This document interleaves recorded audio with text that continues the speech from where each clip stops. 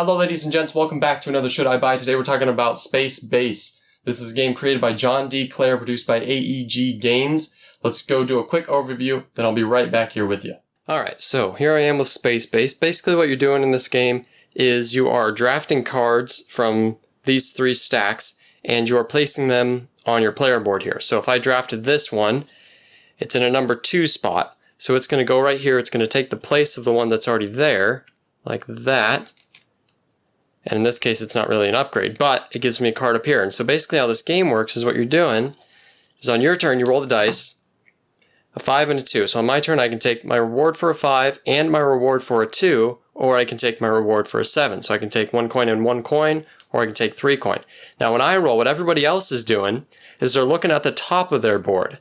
And they don't get resources from their blue ones. When it's my turn, they get resources from their red ones on top. So that's the other benefit to buying these cards, is that you're building up your cards on top. And so you can get multiple cards stacked up on numbers. And so on a 2 and a 5, if somebody else had rolled that, I could take my coin right here on a 2. I couldn't take anything else. But because they rolled a 2, I can take my reward up here on that. And so you have 3 little trackers that keep track of your coin, your income, and your points. Once somebody gets to 40 points, that is the end of the game. So the mechanics are pretty simple, but the cards can get a little more complicated than just 1 coin, 2 coin, 1 planet, 1 point, whatever. There's also permanent cards like these ones here that go in a slot like normal. The cost is extra high, but they're permanent and they produce a lot of points for you. The game also comes with these little cubes that you use for your cards and 5 different player decks. Alright, so what is terrible about this game? Or what do I not like about this game? First and foremost, I feel that it is far too short.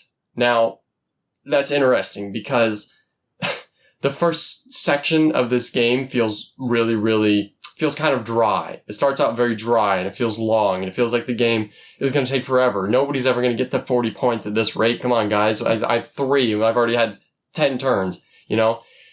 And then all of a sudden somebody's won and the game's over. It's so interesting how quickly you can go from 20 to 40 points. The 0 to 20 takes unbelievably longer than 20 to 40 points.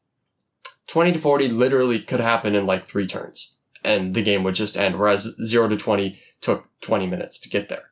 This is because this game literally gets exponentially faster because you're building up your tableau as you progress through the game, and so it gets faster and faster. And then once you start buying those permanent point cards, it just screams by. You can get 15 points in a turn. Easy, no sweat. So I think it runs a little too short in that sense. And I don't like that it shifts so quickly and all of a sudden, I stand no chance because that guy is easily going to win in 2 turns and I don't have enough points on my board.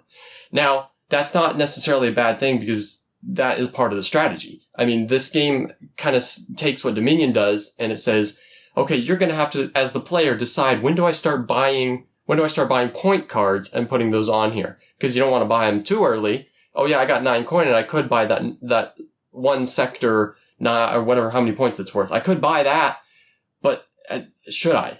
Or should I build that up some more first? And so there's this balance of when do I start actually investing in those point cards to get points, instead of in coins to get lots of coins to buy those point cards. So if you do it too early, you're going to lose. If you do it too late, you're going to lose. And so all the players are trying to do that. And I do like that. That's a lot of fun. I just wish that the second half of the game, or the second part of the game, didn't end so quickly like that.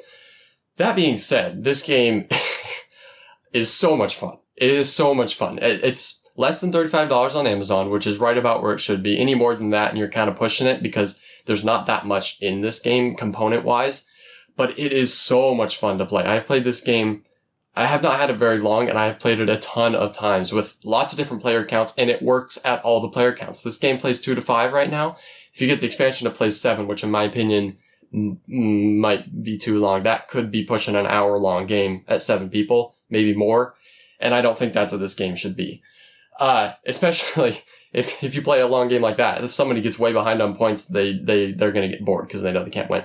So I would not want to play a 7-player game, but anywhere 2 to 5 works really, really well. It really does. 2 players or 5, anywhere in between. I really like it. It's a battle of wits and decision making, and then on top of that, you have the dice. And a lot of people don't like, I personally like to get rid of as much luck as I can in most games, but in this game, the dice work really well. And I like that it kind of takes from Catan as well, where I get stuff on my turn, but I can also get stuff on other people's turns. And you're making the decisions for what cards you're going to get, and that's going to impact what you're getting, but so really what's in control are the dice. But even when the dice get rolled, you can still choose to split them or to take the total. And so there are a lot of aspects to this game. I don't think it's a little one-dimensional, because I think when you've played this game for a little while, you start to realize what the winning strategy is, what cards to buy. And so it does have that going against it. But I mean, you have the dice, and then you have the cards. There's only 6 cards flipped up at a time. You have those 2 factors that are going to impact the kind of one-dimensional strategy. Now, I could be wrong. There could be other strategies than the one I'm thinking of. And once again, that's kind of up to the dice and up to the cards that get flipped. But that being said, this game is definitely a game that you should buy, because it's just so much fun. I mean, a lot of games are fun to play. This one is so much fun to play every single time. It just is. And maybe in the long run, I will get burned out on this game, but I do not see that happening in the near future. I really don't. And when that does happen, I will just buy the Emergence of Shy Pluto expansion, because I've heard that one's really good. So there is more, and I'm sure there will be another expansion for this game, because it is still very popular as we speak. So yes, go buy.